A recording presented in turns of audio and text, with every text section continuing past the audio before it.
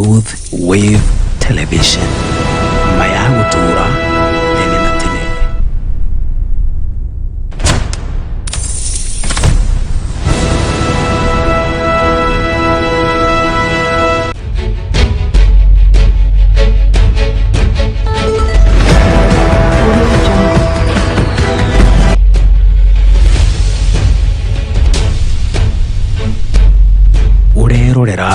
Truth Wave Television. Thank you so much, our viewers watching us from wherever you are, anywhere in this world. We welcome you so much at our station Truth Wave TV. Once again, tumekuja hapa. We are talking about soil fertilities, and all my farmers are hoping you're watching us and you have a pen and a book, because we are going to learn more. And as you can see here in studio, I am not alone. We have our expert here about farming, and he's willing to show us and tell us everything that we need to know about farming. Karibu sana, Bishop Mohoro. Thank you for Anne. Coming into our studios, and people really missed you out there. Okay. How was your week since the last time we were together? Well, it's good. It has been good. And it's good that we start meeting one another. I'm also missing our farmers. I want to continue from where we left. And I believe that our discussion here is not just hot air. It's giving you some facts that you live with in farming. So as you have heard, I'm Bishop Mohoro. I said I have preached for a length of time, but I noted that poverty is destroying our preaching. So I decided that we do something to create wealth. And we can only create wealth mostly we can create wealth by farming here in Kenya, and we create wealth by working hand. So we have been talking about that, and we will put more on it about it today. And we start with a scripture of 2 Corinthians chapter 9, verse 8. And no, we see in the book of 2 Corinthians verse 9, it says, "And God is able to make all grace abundant towards you, and that ye always having all sufficiency in all things may abound to every good work." Wow. Means there is God's grace in all good work we decide to do. And this is to create abundance. Remember in John 10:10, Jesus said there is the thief who comes to steal, destroy, and kill. But he himself, Jesus, came to make our lives abundant, have abundance in our lives. So let's try to get into that abundance by doing what is required of us, and by knowing that there is grace of God. God is helping us do that. So we don't feel tired coming to you, farmers. I come from Nyeri. I don't mind the distance. And here is a studio well prepared for us to hear one another. So let's make use of this, and we, as grace of God, and we make use of it to make us realize the abundance the scripture is telling us about. Thank you so much for that actually knowledge. There's someone once told me that when we talk about farming and farming generally, knowledge meets the soil, and when it meets the soil, the results are seen in harvest. And we really appreciate the knowledge that you're sharing us. I believe all farmers are getting certain. So today we are focusing on a very important topic, that is soil fertility. So when we just dive right into it, what is soil fertility? Well, it's good to know that what soil fertility is. We say soil is fertile when it is able to give all that is required by the crops that are grown in it. And listing the main things that a soil should have. One, we say soil should be deep enough to accommodate the crop's roots. You know, we have shallow soils where the rocks are just near the surface, and the roots don't go deep. They really need to go deep, because the purpose of the roots is to get the nutrients from the soil, and also to anchor the crop, so that when wind blows, the crop will remain standing. The other one is we need soil that has a lot of air in it. well aerated, not too much air, because if the soil is very porous, it will lose the water quickly. But it should, we should have a soil with air and soil with capacity to hold some water, because the crop will take the nutrients in solution form. The soil should also have correct pH, acidity level, which is around, we have a level that we use, which is in the scale of 0 to 14. The best one is neutral. And we say lower than the neutral is 7 now, it's 0 to 14, the neutral is 7. Below 7, the soil is acidic. Above 7, the soil is basic. And below 7, as the soil becomes more acidic, it locks some nutrients. Above 7, when it becomes very alkaline, it can also lock some other nutrients. So in this case, we say let's try to maintain the soil pH at around 7. And finally, the soil that is fertile should be free from diseases. It should be free from pests. When I say diseases, diseases are not always above the soil. We have what we call soil-borne diseases, like the bacterial wilt we have in Irish potatoes, Mudingido, and it also affects that is in the soil. We can also have pests that are in the soil, like if I mention one, the nematodes that are very common. You have uprooted a crop like carrots or Irish potatoes, and you have noted they have some swellings on them. Those are pests, and they're usually found in the soil. So soil should be free from that. So when you talk about fertile soil, provide everything, free from diseases, have water, have air, and those other things I've mentioned. Thank you so much for that knowledge, Dua. So when we look in these aspects, why does soil lose its fertility? Soil loses fertility out of carelessness of the farmer. I told you in the book of Genesis 2:15, the word of God says, Adam and Eve have given you this land to till it, that is to cultivate it and take care of it. We are very good in using the soil, but taking care, we are careless. We are not, when careless is from care. God said we take care of the source. We don't take care of the source. We allow things like soil erosion, that carries away the nutrients of the soil. We allow a lot of leaching. Leaching is where the nutrients are dissolved in water, and the water goes down below the roots of the crops, and it goes with those nutrients. Particularly nitrogen is lost in that way. We have another habit of monocropping. Monocropping is growing one crop more continuously in an area. I know some of us, from when they were born, like you and you are young, from when you were born, you met your mom planting maize in a certain place, and you see maize there all the year round. That maize is taking some nutrients, and if it is not moved from there, to continue taking those nutrients until they are totally exhausted. So we don't grow one crop at a place for a long time. Do something we call crop rotation. Plant maize, then remove maize there, put beans, because what beans take is different from what maize takes. So crop rotation is important. Also, don't do monocropping. The other problem is something we call continuous cropping. Always you are cultivating your soil.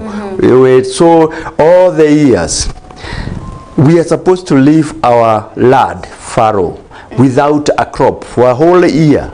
You just have weeds growing. In that time, the soil is resting. It needs a rest. And when it rests, it restores what it was losing when you are cultivating it. But unfortunately, our lands are small, and if you need to be cultivating all the time, and that tires the soil. So you lose the fertility.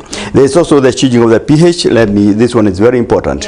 When you use chemicals in the soils, like we have been saying, inorganic fertilizers, those fertilizers are going to make the soil either acidic or basic. And we have said the importance of pH. That is the level of soil acidity. Now the other one is burning vegetation material. We have seen many farmers after harvests, they don't know what to do with the leftovers. So they make a big fire, bonfire with those things, and they don't know that they are losing nutrients into the air, and they're also increasing a lot of ash on that land. And ash has a lot of phosphorus and potassium, and there can be problems with that, with the soil acidity. So don't burn your vegetation. I said the good use of vegetation is mulching, creating God's blanket on the land. But that's a topic of another day. Mulching is very important. And lastly, we lose our soil fertility when we expose our soils to the sun very much without mulching, without covering. There is nitrogen that changes into gaseous form in a process called flocculation. We lose that nitrogen to the air. We don't want to lose it, so do mulching. Again, this emphasizes on mulching. So that's what I would say makes us lose our fertility. And if you go through those points, and that's why Anne told you to be with a pen and write something, you can now put a tick to those things that you do well, and a cross to those things you do bad, and maybe a star to say I must try to correct this so that I maintain my soil fertility. There is someone asking, what was those errors, amani makosa gani farmers do when they are doing these fertility process? What the main biggest mistake is doing it without knowledge. And I said we need to know what we are doing, and we always say little knowledge is dangerous. So when you are adding fertilizers without knowing what you are doing and what fertilizer you are putting in and the effect of that fertilizer, that's a big mistake. When you are doing monocropping, as I have said, growing one crop all the time, you don't know that this crop is exhausting the soil in a certain way. It is even stressing the soil. Again, that's a mistake. So there's lack of knowledge, and that's why we invite you to this kind of trainings, using this TV and others. Be a learner always, and you will not get into problems. Yes. So organic fertilizers, this is a topic that we can boldly talk about it. But there's someone asking, like, why is it good? Why should I use organic fertilizer?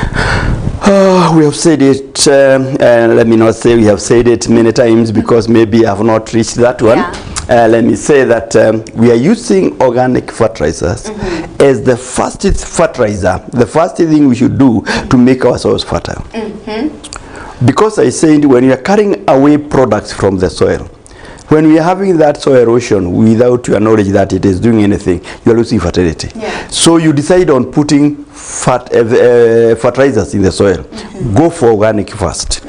And until you are done with organic and you see nothing improve, that you still need to improve, then you can go to the chemical one.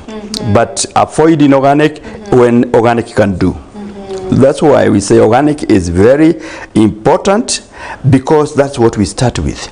And I usually say in Kiswahili, maumivu ya kizidi ndio wakati utaenda kwa daktari. Kwenda kwa daktari ni kwenda kwa hiyo madawa. So just try to keep away, just like for our health, we are advised keep away from medicine as much as possible. But if you have a throbbing headache, if you have maybe a serious ache, whatever, or any pain, you go for medicine when nothing can be done. And sometimes we say, hold it, even avoid medicine, even to a point of fainting. When you are fainting, the body is trying to correct its problem. But then you don't go to that extent when you have medicine. Don't go to losing every production because when you have those inorganic fertilizers, but let them be the last alternative. So organic is the best. To interrupt you. It's okay. How much time does it take to see the results? This one is slower, and that's why maybe farmers don't like it. Organic fertilizers are slower than inorganic one, because they'll take a time to release their nutrients. So, but in a month's time, you start seeing the results. But the good thing about it is that when you see those results, they stay long. They are not for like it is like in organic fertilizer. It is you quickly see the results, but you lose it within three months. But this one can stay for a longer period, even 6 months. It can even stay there for 1 year. If you do good organic application, you do it once in a year. But this other one, you have to do it frequently. because of many losses. Thank you so much. So can organic fertilizers fully replace the chemical fertilizers? Yes, we have seen it happening. I've seen we have gone to inorganic, where we have gone to intensive farming that have taken away the nutrients without our knowledge, so that in the tests of the soils we are told our soils are very bad. I don't talk of replacing completely, but that's our wish. I wish we can replace, because we agree them that are doing new opening of land in the forest areas. You open land in a forested area that have been in forest for some time. You don't need to put fertilizer. I've been told by people who cultivate close to the forest that when they started cultivating, there was no need of any fertilizer because the soils were fertile. We were not fertile because of application of any inorganic fertilizer. But so in this case, I'm saying you can do without it. But where it is extreme, then that is where you really need it, where you really need a certain level of production. Go to it, but know that you are going to have side effects that will not be very pleasant to you. So if organic fertilizers is this good, why are not our farmers not using it?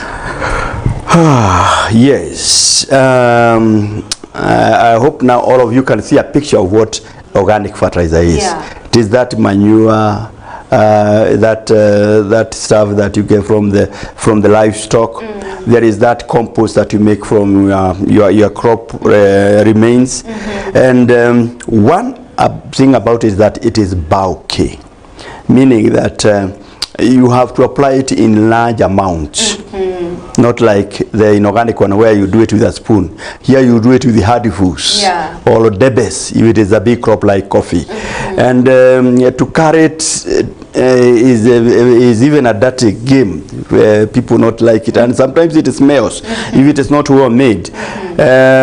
So one is bulky. The other one is that it is laborious. It requires a lot of labor. I remember when we were young, we used to carry it from our cow sheds, and we did not like the days we were doing that stuff because it was really tiring. You know, that it is wettish and the loads are heavy, and even in putting it, because you have to put in large amount, it was also a problem. Another thing that farmers don't know is that this manure, you have to know the source, because if you are not very careful with it, it can carry seeds of weeds, and that's why farmers who have used this manure from places they even don't know, they see strange weeds growing in their shabas and say, where did this one come from? It came with a seed that was in that manure. The other one carry pests. Other pests, that is a pest that will destroy your crop. There are some that carry even eggs of snakes from those places it was collected from. And you see snakes in a place that they were never there. And the other one, they can carry diseases. There is a disease in maize, we call it smart. In Kikuyu we call it what? There's dutu, the black mass that you see at the flowering place. That one, when it goes in the soil, it remains there. So if you use manure, or when that plant, those plants that have the smart are used to make the manure, and you take that manure to your farm, you take those diseases there. So you have to be careful about the sources. So three things I've said. You have to put a lot of manure in a place, not a spoon, but you put a handful. You understand what a handful is? It's laborious and dirty. Can spread diseases, can spread weeds, can spread even pests. And some people say it smells. Doesn't smell if it is well made. If you notice your manure, your fertilizer, let me not use the word manure. Fertilizer, but they mean the same. If you notice that it is smelling, it is not well made, and it is not mature. Mature manure does not smell, and if it smells, it has a sweet smell. I wish I had some of it. I can bring it close to your ears, and that kind of stuff. Okay, I see. So, like, what is that one myth you would like to break about? You told us people are afraid to get that. Then, well, I don't know why people feel like strange things are better than what they have been used for a length of time. People always go to new things. They would like to go to inorganic fertilizers because, well, they are very appealing to the eye, they are light and they are good, and they think that the other stuff is for OD stuff, and they don't feel like accepting it. I think that's the main thing I can talk about, where people feel that is OD method is outdated already. They need to be pushed aside, and now yes, don't go for what glitters. It is not always gold. Remember what used to solve your problems in the past, and also note the new problems that have come in, and ask yourself, where have they come from? Maybe it's rushing for what you feel like it is good. It might be very appealing to the eye, but you don't know what it has. Even the maker of those inorganic fertilizers don't know what they have inside, in the side of side effect. They only know the good side of it, but they don't know what it does really. Yeah. Thank you. Now I see. I understand. Now there is this farmer, uyo farmer kwapo mashinani. How can they make it here? Good. That's what I would like to make very clear to everyone. Yeah, sure. And it's very easy to make organic manure because you use what you have. I say most farmers, they have animals, they have livestock, they have cattle, they have sheep, maybe they have rabbits, they have chicken, they have pigs.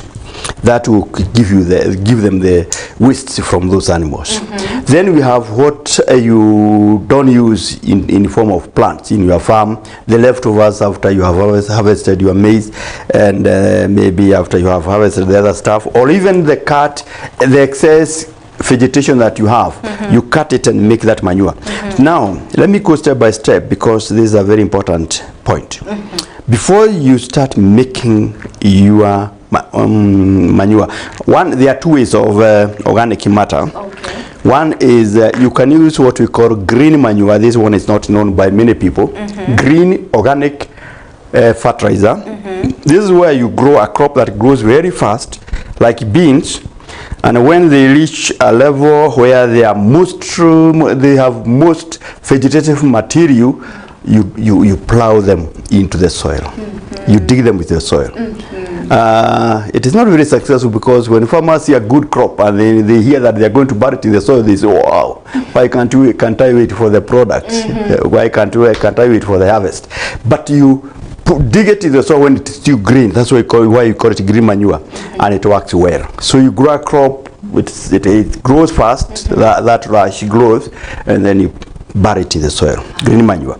But the other one is what most of us are used to, the one that we make.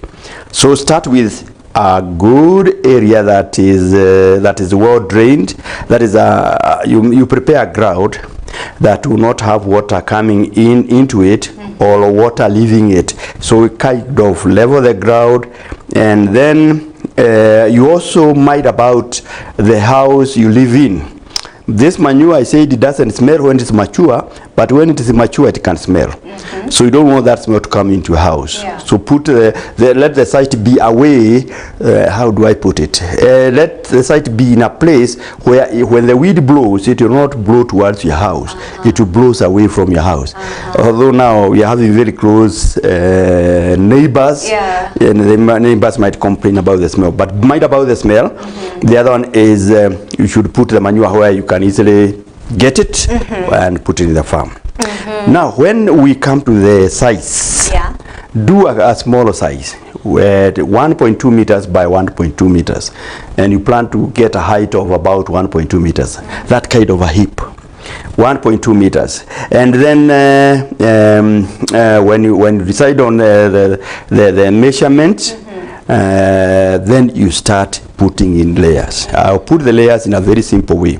The first layer, you should have a layer that is wood and of dry matter, like maize stalks. If I give an example, or napier grass, or plants plants with small branches.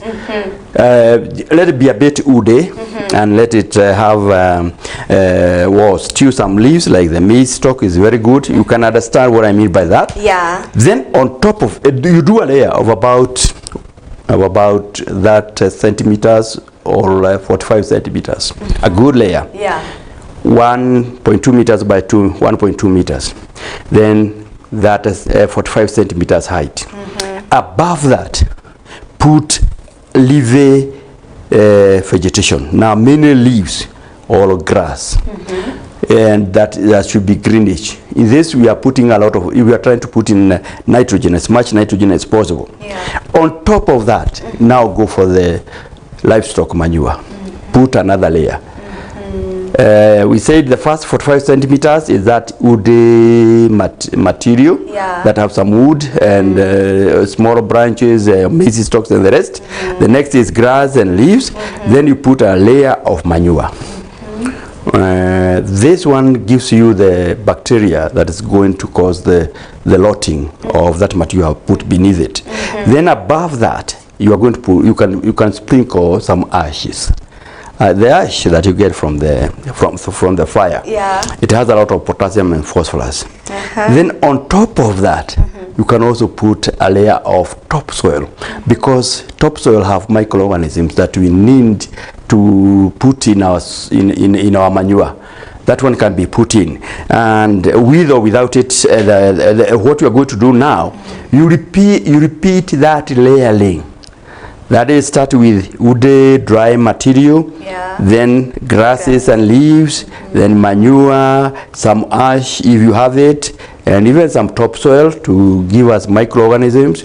Then you do that layering, and you go up until you reach a height of about 1.2 meters. The other tricky thing about this is the turning over of that material. You need to turn over that material to mix it. So what you do is you have 3 separate places. I don't know whether this was, sometimes I'll need a chalk and a paper to write on. You do maybe 3 places. So that in the first, I want to put it very well, in the first 3 days, for every 3 days, you turn over the manure that you are making by putting them in the next hole, and then you do that in the other one. In the first 3 days, you turn over, then you do it again and again, and then the other, after that, you do it after 10 days. I don't know whether I put it well. I want to do it again. I'm saying after every 3 days, turn it over, and you do 3 turns in every 3 days. Have you gotten it? Yeah. So you have put it today. After 3 days, you turn over. You put it in the next bit. After 3 days, you put it in the next one. Okay. Then you are going to do it 3 times. That way, after 3 days, you put it over, you mix it. After another 3 days, you mix it. Then, after you've done that for about, that will take about 9 days. Then you do it again. You'll be doing it again after 10 days, and you do 4 to 5 turns. That is, you have done it for the first time. For the first turns, that is in the intervals of 3 days. Then the other one, you do it in the intervals of 10 days. You do it about 4 times. At the end of that, your manure, your fertilizer will be ready. The other thing you have to check is the moisture in that manure. It need to be moist, because every reaction requires some moist, but not too moist. What you do is get the manure stuff that you are making, squeeze it between your hand. You get a handful, squeeze it between your hands, your palm. If you see it dripping water, that is too wet. And because it's too wet, you need to make it dry. So don't put water in it. Control any water. Don't have any water getting into it, because you have too much already.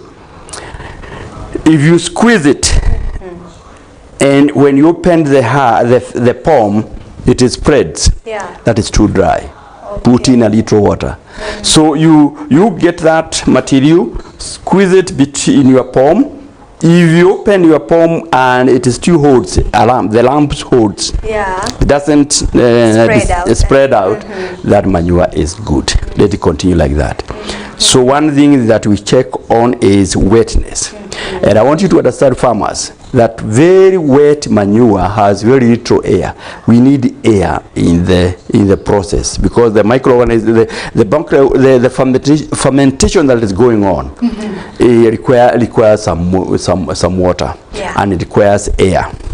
The other thing that you have to check is temperatures. Your manure or your fertilizers should be at around 60 degrees centigrade. Above that, the manure, we say the manure is burning, the fertilizer is burning. Some of the nutrients are being destroyed by too much of the heat. If it is too cold, it means that the manure will mature very slowly, because it's too cold. How do you regulate the temperature? This is very tricky. What is going to make the temperatures rise is the aeration you are going to allow in the manure. So if you notice that your manure is very cold, you try to open it, let air get in. You can do it with you can poke with a strong stick and kind of shake it, so that I'm sure them that are watching me the TV, they are seeing what I'm doing. You poke it and you try to let air get in. That air, when it gets in, it will allow it will allow those reactions to go on, the fermentation, and that will increase the temperatures, and they can go up, but not go very much up, because the fertilizer can be destroyed. If you notice, it's very this is for cold. If it is very hot, then you add water. Water cools it, and you kind of compact it, because the less air it has, the better. That's the kind of thing that that's how it is made. So after those turns I mentioned, at the end of it, you feel that your manure is good. And what are the mistakes do farmers do when they make compost? There are many mistakes in this case. That's why sometimes you think it is inferior. Number one, we are very poor in analyzing what our fertilizer has, what our organic fertilizer has, so that we end up using it without a good care of how much of nutrients are in it. We have that one, we admit, and here I'm calling upon them that are doing our soil testing to come and assist us, and by testing our manures to see what it is having, and recommend what we should add, this or the other. When it comes to that, I can give some advice, because as I said in the materials we are going to use, when you put a lot of leaves and you put grasses, you're adding on a lot of nitrogen. If you need phosphorus, put some ash and potassium.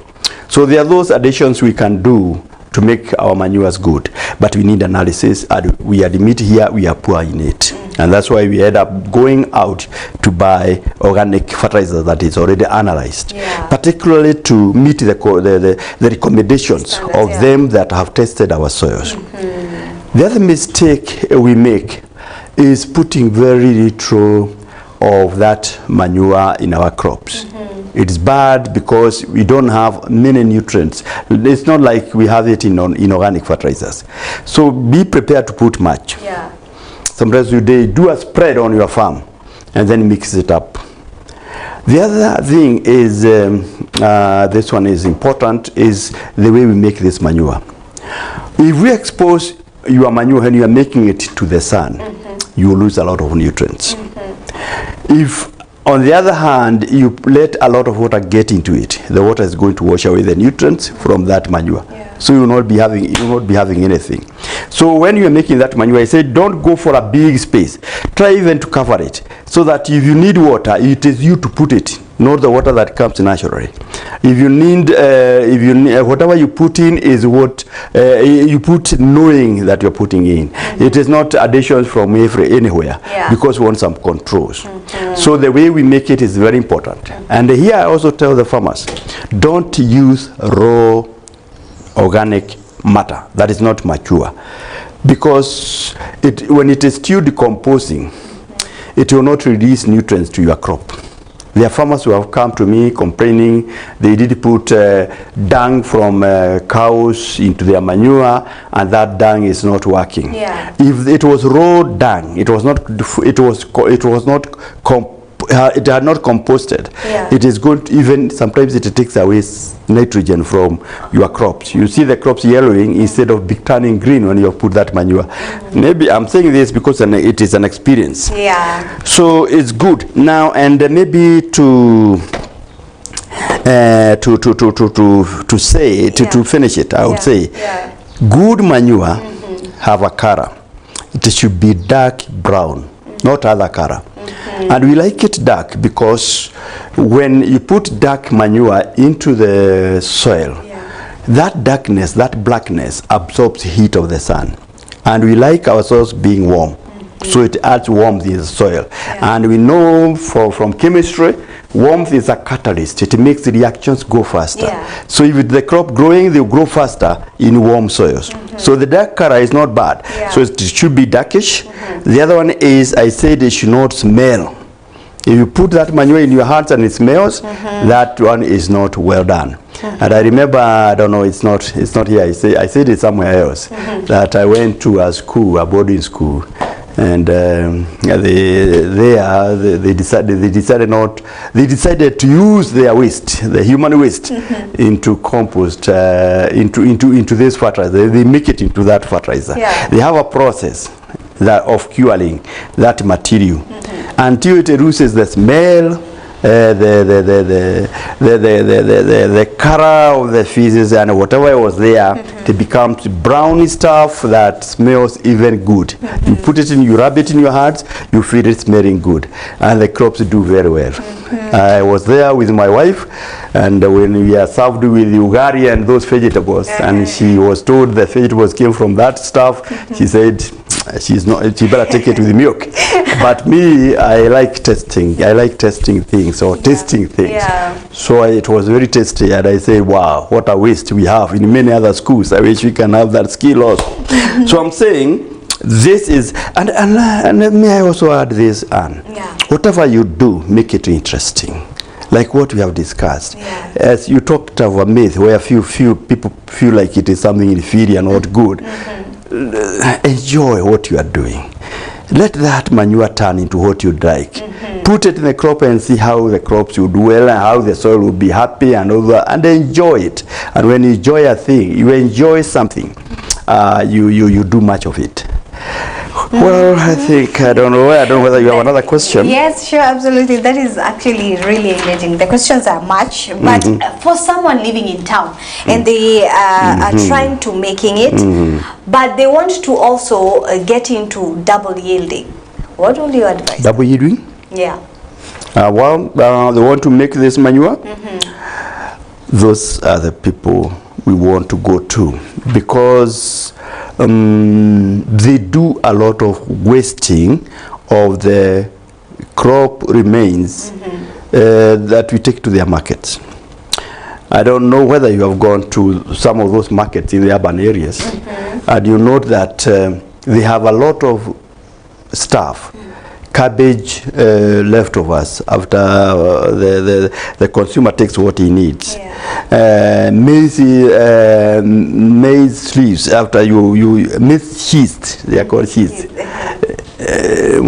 When they take the cobs that they need, and even the maize cobs, they are left there, and other stuff that is the rotten fruits, mangoes, avocados, they are maize there. All that is good composting material. If it can be taken well, separated from synthetics like the nylon papers and the rest, and put in a heap within a short time, in God's way, naturally, with God's bacteria and the rest, it ferments into very good manure. In fact, we are looking into the ways we can be able to do that. It is costly. I said organic manure is okay. But we have a lot of idle people around, the street boys. They can do those separations with a little token. And at the end of it, you sell that, you put those manures in gonias and you tell people come for it. And many people will go for it. we'll go for it.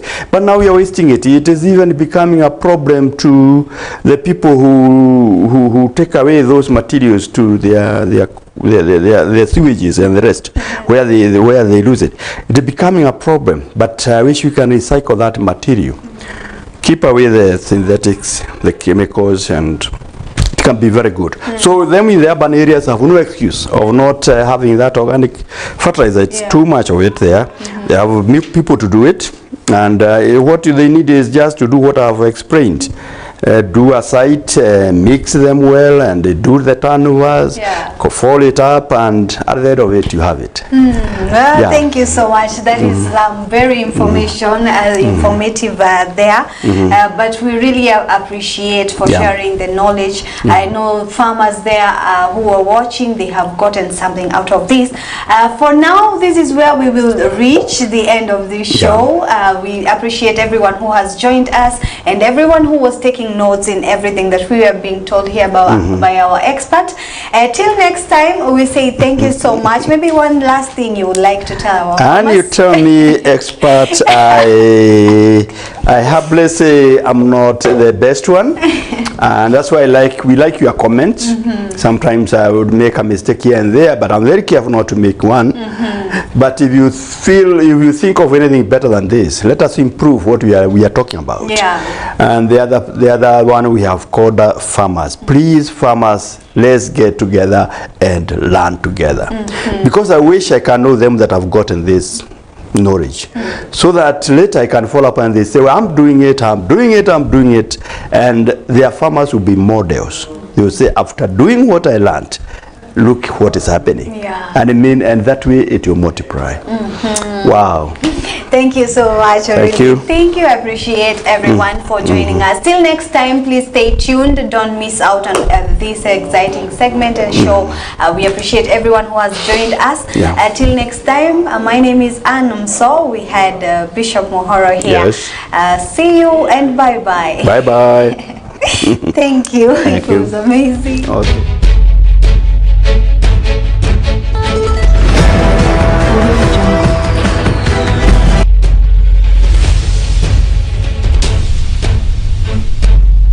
Urerorera Truth Wave Television. Maya Matuura